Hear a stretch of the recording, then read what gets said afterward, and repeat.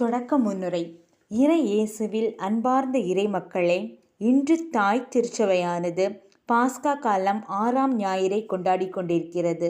நான் உங்களை திக்கற்றவர்களாக விடமாட்டேன், உங்களிடம் திரும்பி வருவேன் என்ற இயேசு நம் பாவங்களுக்காக இறந்து உயிர்த்தெழுந்தார். இயேசு தம் சீடர்களுக்கு அன்பு, கீழ்ப்படிதல், தூய ஆவியின் செயல்பாடுகளை பற்றி உணர்த்துகிறார். திருத்தூதர்களின் போதனைகளுக்கு அனைத்து மக்களும் செவிசாய்த்தனர். எனவே திருத்தூதர்கள் உடல் ஊனமுற்றோர், நோயாளிகள், தீய ஆவி பிடித்தோர் அனைவருக்கும் நலமளித்தனர்.